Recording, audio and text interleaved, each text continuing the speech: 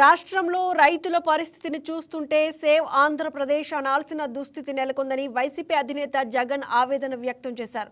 చంద్రబాబు ప్రభుత్వ పాలనలో రైతుల జీవితాలు చిన్నాభిన్నమయ్యాయని, పండుగలా ఉండాల్సిన వ్యవసాయం దండగలా మారిందని ఆయన తీవ్రంగా విమర్శించారు.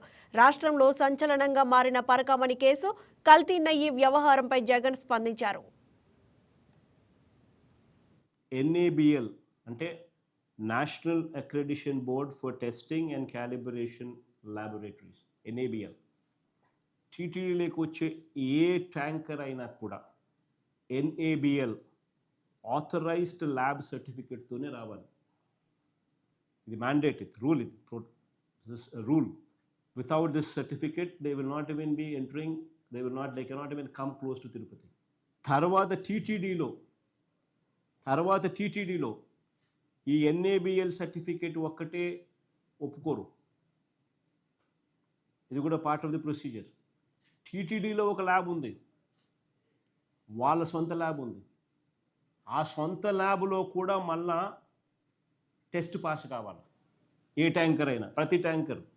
ఆ తర్వాతనే ట్యాంకర్ లోపలికి పోవాలి.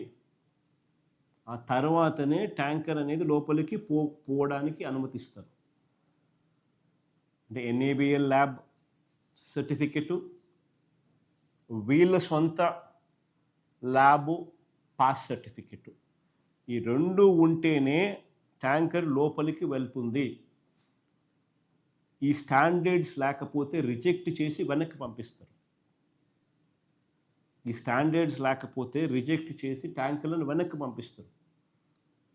ఇదే కార్యక్రమం ఈ టెస్టింగ్లో ఫెయిల్ అయినప్పుడు రిజెక్ట్ చేసి వెనక్కి పంపించే కార్యక్రమం గతంలో చంద్రబాబు నాయుడు గారి హయాంలో 15 సార్లు వెనక్కిపోయేది. గతంలో 15 సార్లు వెనక్కి పంపించారు. వైఎస్ఆర్సీపీ హయాంలో 18 సార్లు వెనక్కి పంపించారు. ఇది ఒక రొటీన్ ప్రొసీజర్, ఒక రోబస్ట్ ప్రొసీజర్ ఉంది అని చెప్పడానికి ఇది ఒక నిదర్శనం.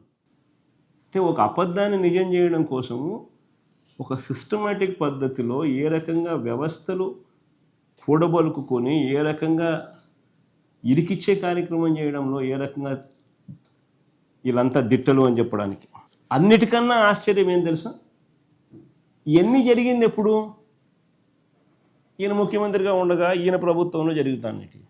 ట్యాంకర్లో రిజెక్ట్ చేసినట్టు నెల తర్వాత వచ్చినాయని వీళ్ళే అంటారు. మన ఆయన ఎవడు ముఖ్యమంత్రిగా ఉన్నాడో, ఏ రకంగా రిజెక్ట్ చేసినది మీరే రిజెక్ట్ చేసినారు, మీరే నెల తర్వాత మళ్ళీ ఎన్నికకి వచ్చినారు, మళ్ళీ మీరే యాక్సెప్ట్ చేసినారు, మీరే రాసుకుంటున్నారు. అంటే దాని అర్థం ఏంటి? అంటే ఏ రకంగా ఒక అబద్ధాన్ని నిజం చెప్పడం కోసం అని చెప్పి వీళ్ళు పడతా ఉన్న అగసాట్లు నిజంగా చూస్తూ ఉంటే ఆశ్చర్యం కలిగిస్తాయి. ఆ రోజు హుండీ డబ్బులు లెక్కిస్తూ చిన్న చోరీ, 9 నోట్లు, $9 వర్త్ 72,000 ఇండియన్ కరెన్సీ.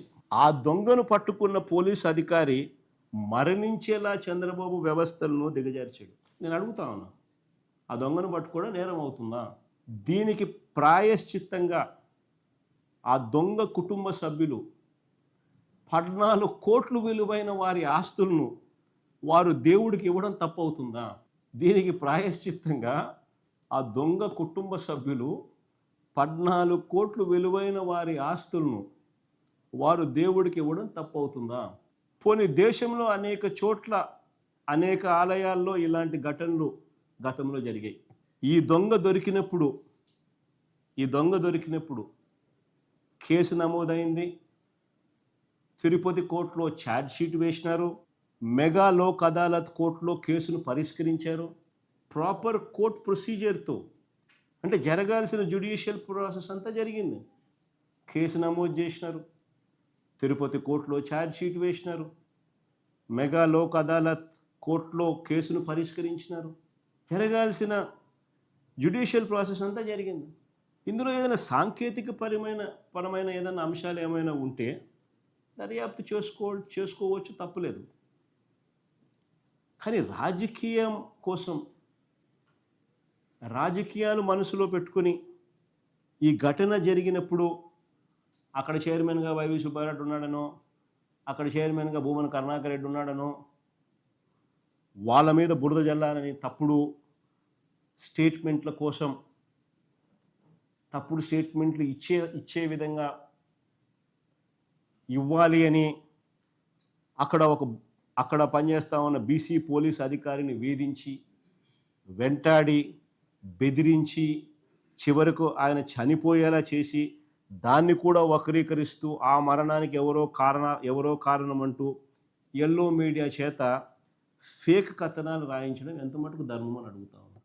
ఈ వీడియో మీకు నచ్చినట్లయితే లైక్ కొట్టి షేర్ చేసి మా వైకే టీవీ ఛానల్ని సబ్స్క్రైబ్ చేయండి.